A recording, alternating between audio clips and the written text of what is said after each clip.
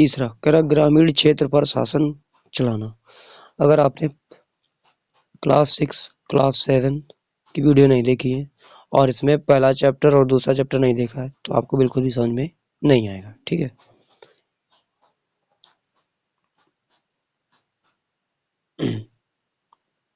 देखो ये हमारा क्या दिया गया, एक कह रहा चित्र बन कह रहा 1765 में रॉबर्ट क्लाइव मुगल बादशाह से बिहार और उड़ीसा की दीवानी ग्रहण करते हैं, है ना, बिहार और उड़ीसा के।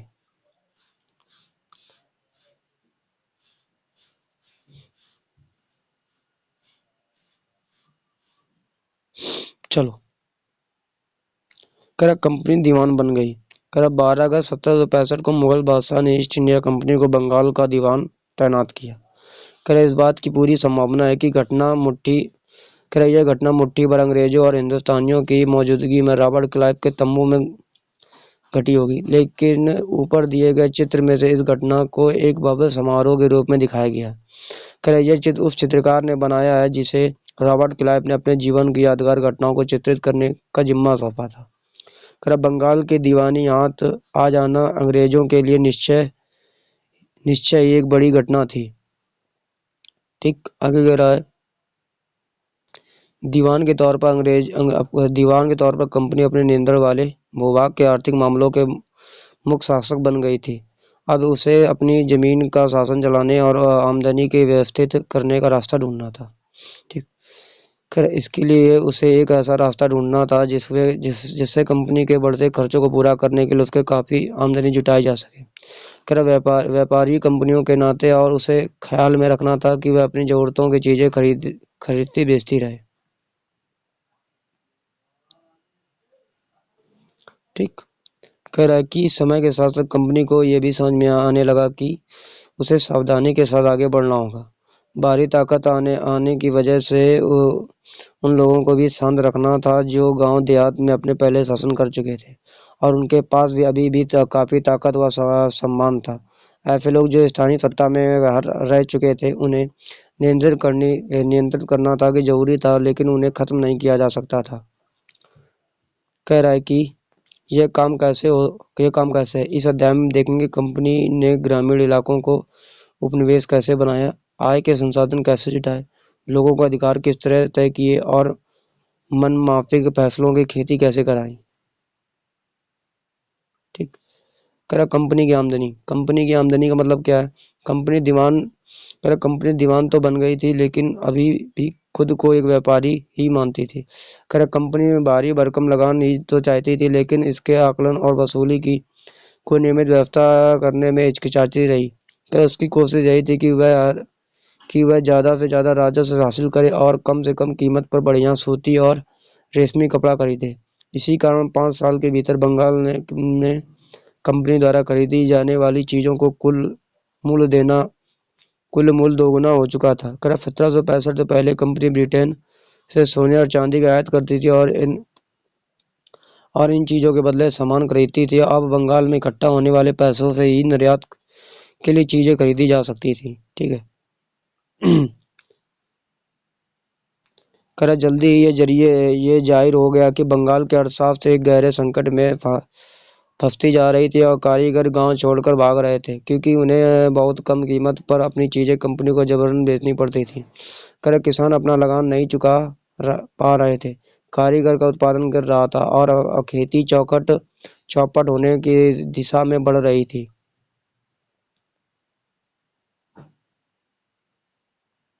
ठीक, कह रहा 1770 में पड़े अकाल ने बंगाल में 1 करोड़ लोगों की मौत की नींद सुला दिया। इस अकाल में लगभग 1/3 आबादी समाप्त हो गई। ठीक है। कह रहा खेती में सुधार की जरूरतें कह रहा खेती में सुधार जरूरत की बात कर रहा है कि अगर अर्थव्यवस्था संकट में अगर अर्थव्यवस्था संकट में थी तो क्या कंपनी राजस्व आय के बारे में आश्वस्त रह सकती थी। कंपनी के ज़्यादातर अफसरों को यह लगने लगा कि जमीन में निवेश करना और खेती में सुधार लाना जरूरी है। कह रहा है कि यह काम किस तरह किया जा सकता है। इस सवाल पर 2 दशकों तक बहस चली। आखिरकार कंपनी ने 1793 में स्थायी बंदोबस्त लागू किया। इस बंदोबस्त की शर्तों के हिसाब से राजाओं और ताल्लुकदारों को जमींदार के रूप में मान्यता दी गई। फिर उन्हें किसानों से लगान वसूल और कंपनी को राजस्व चुकाने का जिम्मा सौंपा गया। उनकी ओर से चुकाने जाने वाली राशि स्थायी रूप से तय कर दी गई थी। इसका मतलब यह था कि भविष्य में कभी भी उसमें इजाफा नहीं किया जाता है। अंग्रेज को लगता था कि उसमें इन्हें नियमित रूप से राजस्व मिलता रहेगा और जमींदारों को जमीन के सुधार के लिए खर्च करने का प्रोत्साहन मिलेगा। उन्हें लगता कि क्योंकि राज्य की ओर से राजस्व की मांग बढ़ने वाली नहीं थी, इसलिए जमींदार बढ़ते उत्पादन में फायदे में रहेंगे। समस्या अगर मगर स्थायी बंदोबस्त ने यह भी समस्या पैदा कर दी थी कि कंपनी के अफसरों ने पाया कि अभी भी जमींदार जमीन सुधार के लिए खर्चे नहीं कर रहे थे। असफल में कंपनियों ने राजस्व के तरीके तय किया था। वह इतना जानता था कि उसके चुकाने में जमींदारों को बड़ी परेशानी हो रही थी। जो जमींदार राजस्व चुकाने में विफल हो चुका था, उसकी जमींदारी छीन ली जाती थी। बहुत सारी जमींदारियों कंपनी बाकायदा नीलाम कर चुकी थी। 19वीं सदी के पहले दशक तक हालात बदल चुके थे। बाजार में कीमतें बढ़ी और धीरे धीरे खेती की विस्तार होने लगा। इससे जमींदारों की आमदनी में तो सुधार आया, लेकिन कंपनियों को कोई फायदा नहीं हुआ, क्योंकि कंपनी तो हमेशा के लिए राजस्व तय कर चुकी थी। अब वह यह राजस्व वृद्धि नहीं कर रही सकती थी। अब वह राजस्व में वृद्धि नहीं कर सकती थी।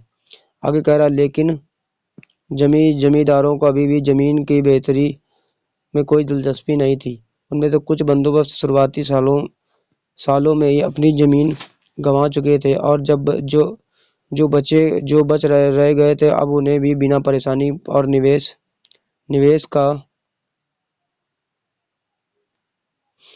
का खतरा उठाए आमदनी की उम्मीद दिखाई दे रही थी।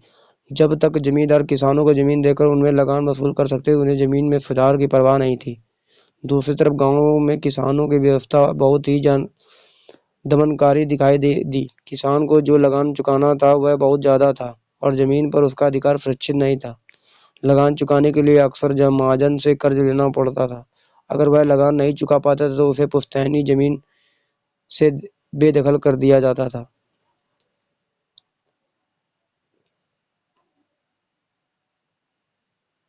चलो अब इसके बारे में पढ़ लेते हैं हम लोग।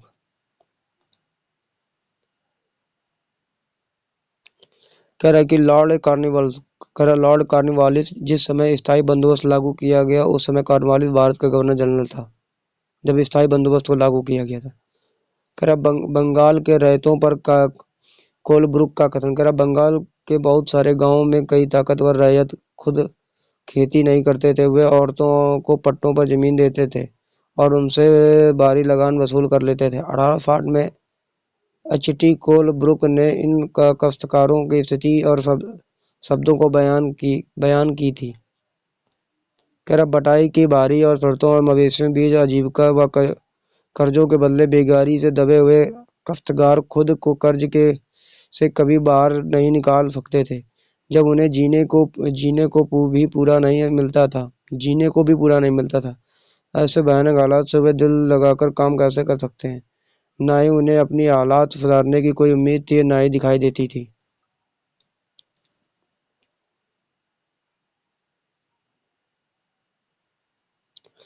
आगे बात करते नई व्यवस्था के बारे में बात करते हैं।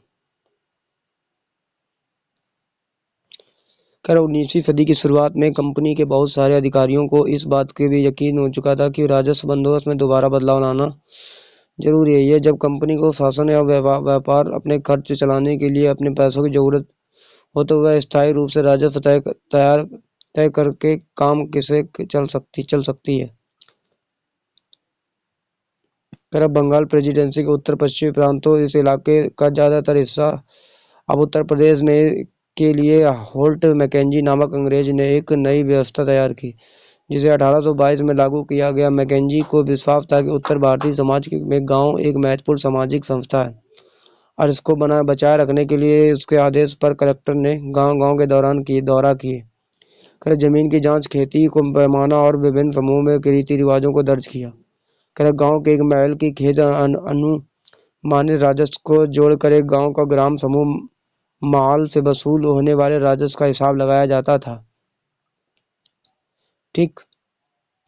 कह रहा है इस राजस्व को स्थायी रूप से तय नहीं किया गया, बल्कि उसमें समय समय पर संशोधन किए गए, गुंजाइश रखी गई। राजस्व इकट्ठा करने से उससे कंपनी को अदा करने का जिम्मा जमींदार के बजाय गांव के मुखिया को सौंप दिया गया। इस व्यवस्था को माहलवारी बंदोबस्त के नाम से भी जाना जाता है। अब देखो माहल का मतलब क्या होता है, इसके बारे में समझते हैं। देखो कह रहा महल ब्रिटिश राजस्व दस्तावेजों के महल एक राजस्व इकाई थी। यहाँ एक गांव या गांवों का एक समूह होती है। ये कौन व्यक्ति? कह रहा मद्रास का governor Thomas Munro. Thomas Munro 1819 और 26 के बीच की फोटो इसकी। Thomas Munro.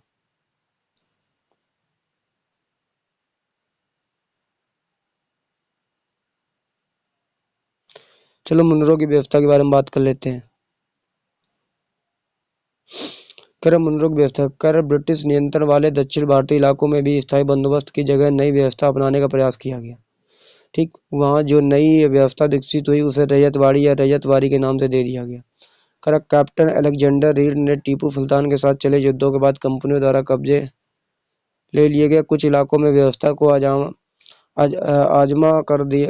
कर भी देख लिया और टॉमस मुनरो ने इस व्यवस्था को विकसित किया और धीरे धीरे पूरे दक्षिण भारत में यही व्यवस्था लागू कर दी गई।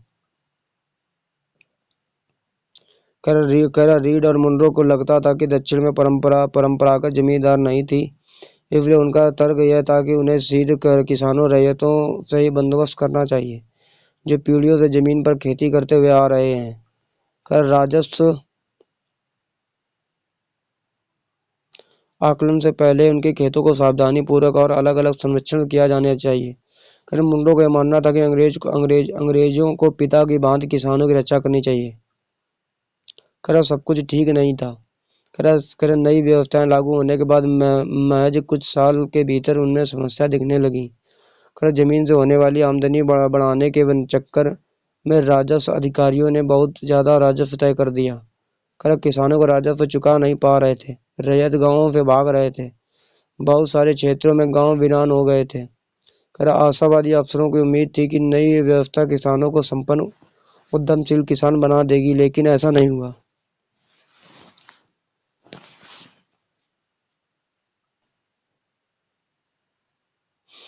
कर यूरोप के लिए फसलें। कर अंग्रेज ने यह भी महसूस किया कि ग्रामीण के इलाकों न केवल राजस्व प्रदान कर सकते हैं, बल्कि वहाँ यूरोप की जरूरतों के हिसाब से सही फसलों भी पैदा की जा सकती हैं। कर 18वीं सदी के आखिर तक कंपनी ने अफीम और नील की खेती को पूरा जोर दिया। ठीक, इसके बाद लोग 150 साल तक अंग्रेज देश के विभिन्न भागों में किसी न किसी फसल के लिए किसानों को मजबूर करते रहे और बंगाल में पटसन और असम में चाय और संयुक्त प्रांत का मतलब होता है उत्तर प्रदेश में गन्ना, पंजाब में गेहूं और महाराष्ट्र व पंजाब में कपास और मद्रास में चावल।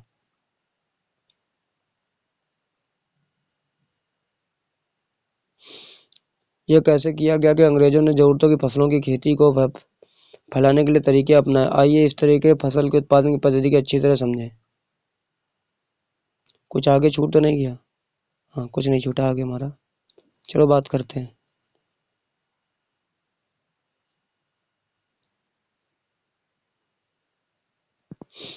कर क्या रंग का भी कोई इतिहास है? कर चित्र 5 और चित्र 6 में सूती कपड़े के छापों के 2 तस्वीरें दी गई हैं। कर बाईं तरफ चित्र 5 और की तस्वीरें भारत की आंध्र प्रदेश में बुनकरों द्वारा बनाए गए कर कलमकारी छापे दिखाई दे रहे हैं। दूसरी तरफ ब्रिटेन के प्रसिद्ध कवि और कलाकार विलियम मॉरिस द्वारा बनाए गए फूल वाले छापे हैं। दोनों छापों में से एक बात समान है, दोनों में ही गहरे नीले रंग का है। कर मॉरिस कॉटन छापा 19वीं सदी के उत्तरार्ध इंग्लैंड का है। ये एक कलमकारी छापा जो 20वीं सदी का भारत का है।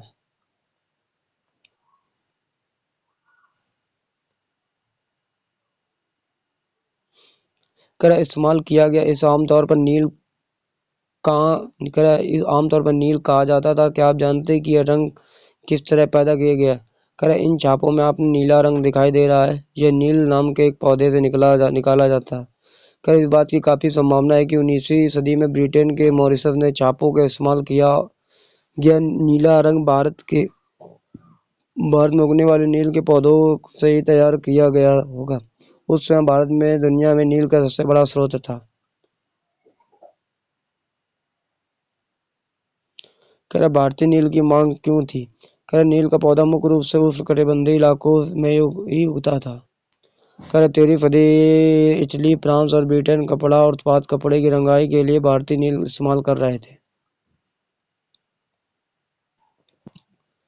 कह रहा उस समय भारतीय नील की बहुत थोड़ी मात्रा ही यूरोपीय बाजारों में पहुंची थी। उसकी कीमत भी बहुत ऊंची रहती थी, इसलिए यूरोपीय कपड़ा उत्पादकों में बैंगनी और नीले रंग बनाने के लिए वुड नामक एक और पौधे पर निर्भर रहना पड़ता था। वुड पौधा शीतोष्ण क्षेत्र में उगता था और इसलिए यूरोप में आसानी से मिल जाता था। उत्तरी इटली और दक्षिणी फ्रांस व जर्मनी और ब्रिटेन के हिस्सों में यह पौधा उगता था। नील के साथ प्रतिस्पर्धा परेशान यूरोप के वुड उत्पादकों ने अपनी सरकार पर दबाव डाला और वह नील के आयात पर पाबंदी लगा दी।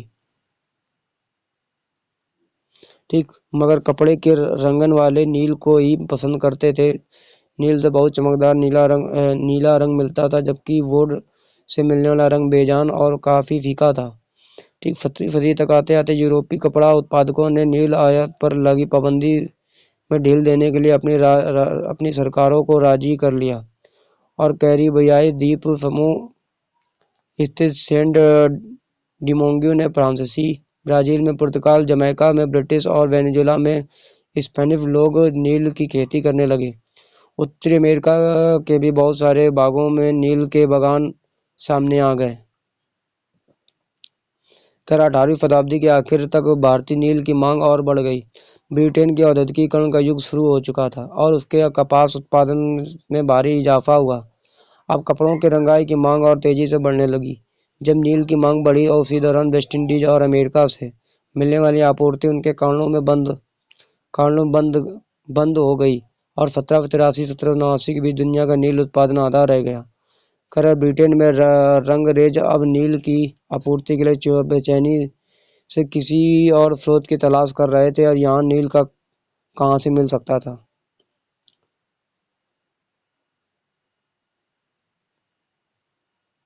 देखो, बगान शब्द का मतलब क्या था? एक विशाल खेत जहाँ जिस पर बगान मालिक अब बहुत सारे लोगों को जबरन काम करवाता था। काफी, गन्ना, तंबाकू, चाय और कपास आदि विषय में बगानों का जिक्र किया जाता है।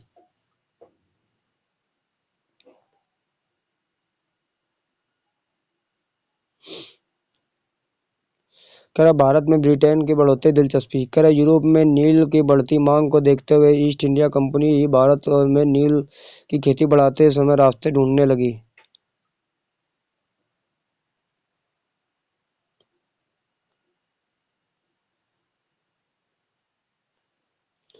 18वीं सदी के आखिरी दशकों से ही बंगाल में नील की खेती तेजी से फैलने लगी थी। बंगाल में पैदा होने वाला नील दुनिया के बाजारों पर छा गया था। 1788 में ब्रिटेन द्वारा आयात किए गए नील में भारतीय नील हिस्सों के केवल लगभग 30% था। 1810 में ब्रिटेन द्वारा आयात किए गए नील में भारतीय नील का हिस्सा 50% हो चुका था। जैसे जैसे नील का व्यापार फैला, कंपनी के अफसर और व्यावसायिक एजेंट नील के उत्पादन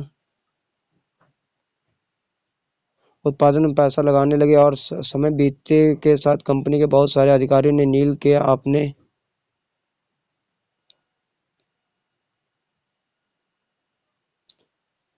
अपने कारोबार पर ध्यान देने के लिए अपनी नौकरियां छोड़ दी और भारी मुनाफे की उम्मीद व स्कॉटलैंड और इंग्लैंड में बहुत सारे लोग भारत आए और उन्होंने नील के बागान लगा लिए। जिनके पास नील की पैदावार के लिए पैसा नहीं था, उन्होंने कंपनी और नए बैंक से कर्जा देने को तैयार रहते थे।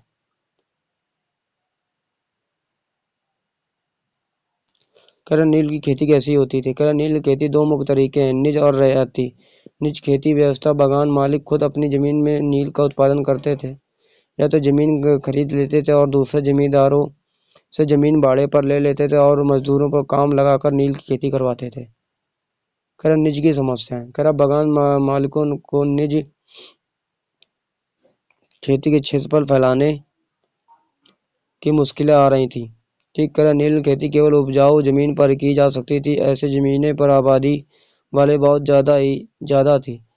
वहाँ छोटे मोटे खेत ही उनके हाथ लग पाते थे और नील की खेती करने के लिए उन्हें बड़ी बड़े भूखंडों की जरूरत थी। इस तरह जमीनें उन्हें कहाँ से मिल सकती थीं? उन्हें नील की फैक्ट्री इर्द गिर्द पट्टे पर जमीन लेने का प्रयास किया और वहाँ के किसानों को हटवा दिया। इससे टकराव और तनाव पैदा हो जाता था। कर मजदूरों का इंतजाम करना भी आसान नहीं था। कर बड़े बागान के लिए बहुत सारे मजदूर की ज़रूरतें होती थी। मजदूरों की ज़रूरतों को सबसे ज़्यादा उसी समय होता था जब किसान धान की खेती में व्यस्त रहते थे। कर बड़े पैमाने पर निज की खेती के लिए बहुत सारे हल बैलों की भी ज़रूरत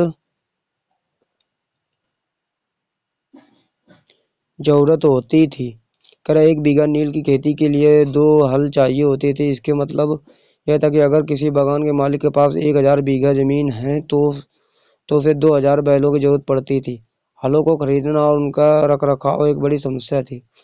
किसानों से भी हल नहीं मिल सकते थे। उन्हें अपने लिए अपनी चीज़ों की जरूरत होती थी। जिस समय नील उत्पादकों की जरूरत होती थी उसी समय किसानों को हल बैल में भी चावल की खेती व्यस्त रहते थे। ठीक, अब आगे बात कर लेते हैं कुछ ये जो पॉइंट हैं। कर गुलाम का मतलब क्या होता है? कर ऐसा व्यक्ति जो किसी दास स्वामी या संपत्ति होता है। जो गुलाम के पास कोई आज़ादी नहीं होती, कोई भी आज़ादी नहीं होती है, उसे अपने मालिक के लिए काम करना होता है।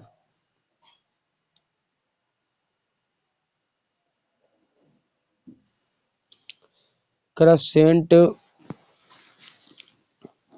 सेंट डोमिंगो में गुलाम की बगावत अगस्त 1791 में जनवरी। कर स्कूल होल्डर्स की चित्र। कर 18वीं सदी में फ्रांसीसी बागान मालिकों ने कैरिबियाई द्वीप समूह में स्थित फ्रांसीसी उपनिवेश सेंट डोमिंगो ने नील और चीन के उत्पाद शुरू किया। इन बगानों में काम करने वाले अफ्रीकी गुलाम 1791 में बगावत पर उतर आए। उन्होंने बागान जला दिया और अपने धनी मालिकों को मार डाला। 1792 में फ्रांस में अपनी उपनिवेशों को दास प्रथा समाप्त कर दी। इन घटनाओं की वजह से वो कैरिबियाई द्वीपों में नील की खेती ठप हो गई।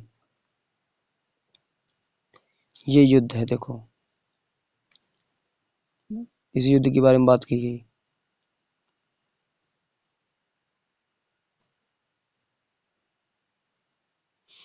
देखो अभी हम लोगों ने बीघा पढ़ा था। ये बीघा शब्द कह रहा, बीघा जमीन का एक माप ब्रिटिश शासन से पहले बीघे का आकार अलग अलग होता था। बंगाल में अंग्रेजों में इसका क्षेत्रफल करीब 2 तिहाई एकड़ तय कर दिया था।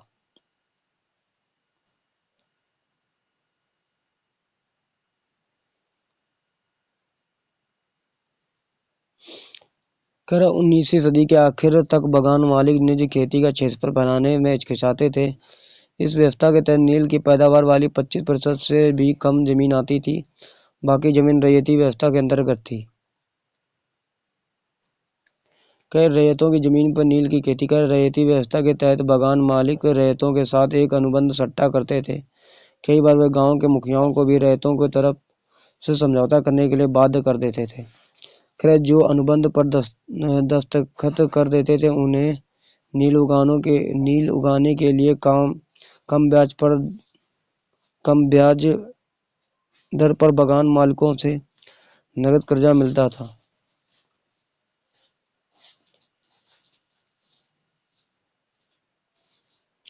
कर्जा लेने वाले रैयत को अपनी कम से कम 25% जमीन पर नील की खेती करनी चाहिए होती थी। बागान मालिक बीज और उपकरण मुहैया करवाते थे, जबकि मिट्टी को तैयार करने, बीज बोने और फसल को देखभाल करने के जिम्मा काश्तकारों के ऊपर रहता था। जब कटाई के बाद फसल बागान मालिक को सौंप दी जाती थी तो रैयत को नया कर्ज मिल जाता था और वही चक्र दोबारा।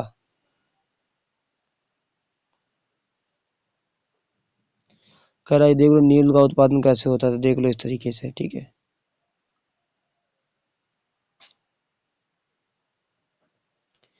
ये खेतों में फैक्ट्री में लाए जा रहे नील के पौधों के गट्ठर।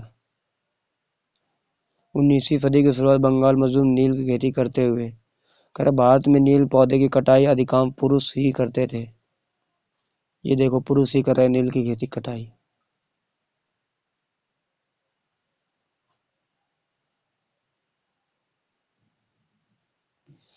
क्या करें, नील के खेतों के पास स्थित नील के कारखान विलियम स्पेन का चित्र 1863। करें नील के पौधों को हाथ तक औरतों को ढोकर लेती थी।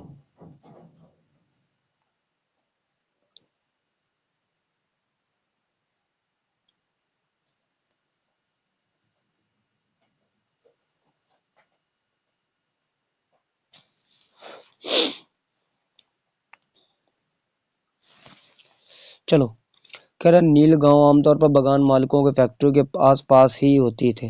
कह रहा कटाई के बाद नील के पौधों को कारखाने स्थित वैटस हौद पर पहुंचा दिया जाता था और रंग बनाने के लिए 3 से 4 कुंडों को जरूरत पड़ती थी। प्रत्येक हौद का अलग अलग काम होता था। नील के पौधों से पत्तियों को तोड़कर पहले ही कुंड में गर्म पानी में कई घंटों तक डुबोया जाता था। फिर इस हौद को किण्वन या स्टीपर कुंड कहा जाता था। जब पौधे किण्वित हो जाते थे तो द्रव में बुलबुले उठने लगते थे। अब सड़ी हुई पत्तियों को निकाल लिया जाता था और द्रव को एक और हौद में छान लिया जाता था। दूसरी हौद पर पहले ही हौद के ठीक नीचे होता था। ठीक, फिर कह रहा दूसरे हौद को बीटर वॉट में गोल लगातार हिलाया जाता था और पैडली से खंगाला जाता था। जब ये द्रव हरा और उसके बाद नीला हो जाता था तो हौद में चूने का पानी डाला जाता था। धीरे धीरे नील की पंपड़ियां नीचे जम जाती थीं और ऊपर साफ द्रव निकल जाता था। द्रव को छानकर अलग कर लिया जाता था और नीचे जमी हुई नील की गाद नील की लुगदी को दूसरे कंड में निरातरण में डाल दिया जाता। इसके बाद निचोड़कर बिक्री के लिए सुखा दिया जाता था। करा बिक्री के लिए नील तैयार है। देखो ये किरण हौद में घोल हिलाने वाला। यह कड़ा नील मौजूद हौद में पड़े घोल को हिलाने वाले के लिए इस्तेमाल करने होने वाला पैडल के लिए खड़ा है। इन मजदूरों को 8 घंटे से भी ज्यादा समय तक कमर तक भरे नील के घोल में खड़े रहना पड़ता था। वाट एक किण्वन अथवा संग्रहण पात्र होता है।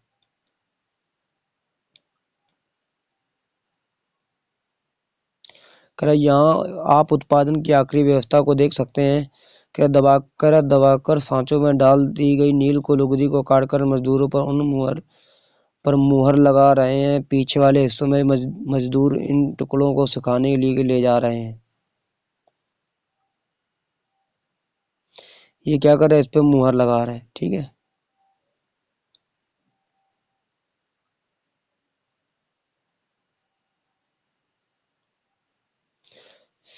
कह रहा जो किसान पहले इन कर्जों से बहुत आकर्षित थे उन्हें जल्दी जल्दी समझ में आ गया था कि व्यवस्था कितनी कठोर है। उन्हें नील की जो कीमत मिलती थी वह बहुत कम थी। कर्जों का सिलसिला कभी खत्म नहीं होता था। समस्याएं और भी थी। बगान मालिक चाहते थे कि वह किसान अपने सबसे बढ़िया खेतों में नील की खेती करे, लेकिन नील के साथ परेशानी यह थी कि सबसे बड़े गहरी और होती थी और मिट्टी की सारी ताकत खींच लेती थी। नील की कटाई के बाद वहां धान की खेती नहीं की जा सकती थी। अब आगे बात करते हैं नील विद्रोह की। कह रहा नील विद्रोह उसके बाद, कह रहा मार्च 1859 में बंगाल के हजारों रैयतों ने नील की खेती से इनकार कर दिया। जैसे जैसे विद्रोह फैला, रैयतों ने बगान मालिकों को लगान चुकाने से भी इनकार कर दिया। वे तलवार भाले और तीर कमान लेकर नील की फैक्ट्रियों पर हमला करने लगे और औरतों अपने बर्तन लेकर लड़ाई में कूद पड़ी। बगान मालिकों के लिए काम करने वाले में सामाजिक बहिष्कार कर दिया गया। अब बगान के मालिकों की तरफ से लगान वसूली के लिए आने वाले गुमशुदा एजेंटों की पिटाई की गई। रैयतों ने कसम खा ली कि न तो वे नील की खेती के लिए कर्जा लेंगे और न ही बगान मालिकों से लाठियालों के लाठीधरी गुंडों से डरेंगे। नील के किसान चुप बैठने को तैयार नहीं थे। क्यों? उन्हें बगावत की ताकत कहाँ से मिली है, इसमें कोई शक नहीं कि नील की खेती अत्यंत दमनात्मक थी। लेकिन जो लोग दबे हुए थे वे हमेशा बगावत नहीं करते थे। ऐसा कभी कभी होता था। 1859 में नील रैयतों को लगा कि बगान मालिकों के खिलाफ बगावत में उन्हें स्थानीय जमींदारों के मुखियाओं को भी समर्थन मिल सकता है। बहुत सारे गांवों में जिन मुखियाओं से नील के अनुबंधों पर जबरन दस्तखत कराए थे उन्होंने नील के किसानों को इकट्ठा किया और लाठियालों के साथ आमने सामने लड़ाई लड़ी। कई स्थानों में रैयतों के बगावत के लिए उकसाते हुए जमींदार गांव-गांव घूमने लगे और जमींदार इस बात से परेशान थे कि बगान मालिकों की ताकत बढ़ती जा रही थी और बगान के मालिक जबरन लंबे समय के लिए जमीन ले लेते थे। नील के किसानों को यह भी लग रहा था कि अंग्रेज सरकार भी संघर्ष में उनका साथ देगी। 1857 की बगावत के बाद ब्रिटिश सरकार एक और व्यापक विद्रोह के खतरे से डरी हुई थी। जब नील की खेती वाले जिलों में एक और बगावत की खबर फैली तो लेफ्टिनेंट गवर्नर ने 1859 के सर्दियों में इलाके का दौरा किया और रैयतों को लगा कि सरकार की उनकी दुर्दशा से परेशान है। बरसात में मजिस्ट्रेट एसरे एडन के एक साथ नोटिस जारी किया कि जिसमें कहा कि रैयतों की नील का अनुबंध मानने की मंजूर नहीं किया है।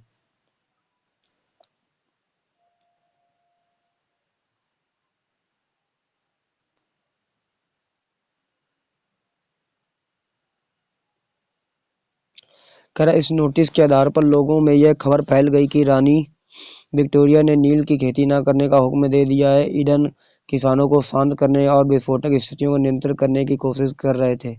उसकी कार्रवाई को किसानों ने अपने विद्रोह का समर्थन मान लिया। जैसे जैसे विद्रोह फैला, कलकत्ता के पढ़े लिखे लोग भी नील जिलों की ओर चल पड़े। उन्होंने रैयतों की दुर्दशा, बगान और मालिकों के जोर जबरदस्ती अत्याचारी नील व्यवस्थाओं के बारे में लिखा। ठीक कह रहा कि इस बगावत से परेशान सरकार को बगान मालिकों की रक्षा के लिए सेना बुलानी पड़ी। नील उत्पादन व्यवस्था की जांच करने के लिए एक नील आयोग भी बना दिया गया। इस आयोग में बगान मालिकों को दोषी पाया और जोर जबरदस्ती के लिए उसकी आलोचना की। आयोग ने कहा कि नील की खेती रैयतों के लिए फायदे का सौदा नहीं है। आयोग ने रैयतों से कहा कि वे मौजूदा अनुबंधों को पूरा करें, लेकिन आगे वे चाहे तो नील की खेती बंद कर सकते हैं। कह रहा कि इस बगावत के बाद बगानों में नील का उत्पादन धराशायी हो गया और इसके बाद 19वीं सदी के आखिर में कृत्रिम रंगों का निर्माण होने लगा और उनका व्यवसाय भी बुरी तरह प्रभावित हुआ। फिर भी उत्पादन फैलाने में सफल रहे। जब महात्मा गांधी दक्षिण अफ्रीका से लौटे तो बिहार के एक किसान ने उन्हें चंपारण आकर नील किसानों की दुर्दशा को देखते हुए न्योता दिया। 1917 में महात्मा गांधी के दौरे में नील बगान मालिकों के खिलाफ चंपारण आंदोलन की शुरुआत की।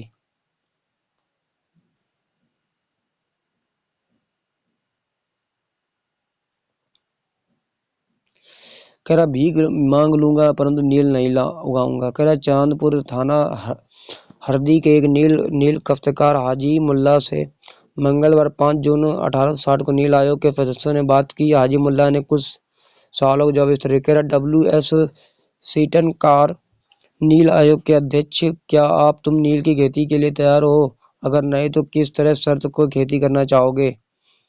कर हाजी मुल्ला मैं नील उगाने को तैयार नहीं हूँ। मुझे नहीं पता कि नई शर्तें मुझे संतुष्ट कर सकती या नहीं। श्री साले, क्या 1 रुपया प्रति बंडल की कीमत पर खेती नहीं करना चाहोगे? हाजी मुल्ला, नहीं, मैं नहीं करूँगा। नील उगाने की बजाय मैं कहीं और चला जाऊँगा, भीख मांग लूँगा परंतु नील नहीं उगाऊँगा।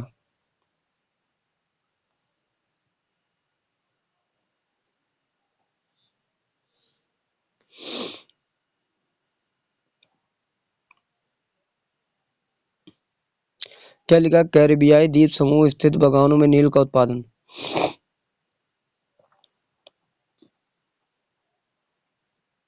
कह रहा कि वेस्ट इंडीज में नील उत्पादन। कह रहा 18वीं सदी की शुरुआत में एक फ्रांसीसी मिशनरी जो बेतस्पित लाबाद ने कैरिबियाई द्वीपों को दौरा किया और इसके इलाके में विस्तार से लिखा और यह तस्वीर लाबाद की एक पुस्तक से ली गई है। इस तस्वीर में यहाँ के फ्रांसीसी बागानों में नील उत्पादन के सारे चरणों को दर्शाया गया। खैर, बाएं सिरे पर आप देख सकते हैं कि एक गुलाम मजदूर नील के पौधों को सेटलर वाट में डाल रहा है और एक बार मजदूर एक मशीनी चरखे से घोल को घुमा रहे हैं। खैर, दाएं से दूसरा मजदूर नील की लुगदी को बोरे में भरकर सुखाने के लिए ले जा रहे हैं। अगले हिस्से मजदूर नील की लुगदी को मिलाकर सांचे में डालने के लिए तैयार कर रहे हैं। तस्वीर कह रहा बोची बीच बगान मालिक ऊंची जगह से खड़े होकर सारे गुलामों को नजर रख रहा है। आपको ये सारे याद करने, ठीक है? क्वेश्चन ये फ्रिंदा ब्लैंक से याद करने हैं। ये क्वेश्चन आंसर आपको याद करने हैं, ठीक है? और ये हमारे सीटेट के लिए वीडियो थी और KVS के लिए। तो ये पूरी हिस्ट्री का निचोड़ था आपको, पूरा लेसन का। अगर आप वीडियो नहीं देख रहे हैं तो आप पहले क्लास 6, 7 और 8 की फर्स्ट चैप्टर और सेकंड चैप्टर और थर्ड चैप्टर देखिए, उसके बाद आप 4th चैप्टर देखिएगा, ठीक है?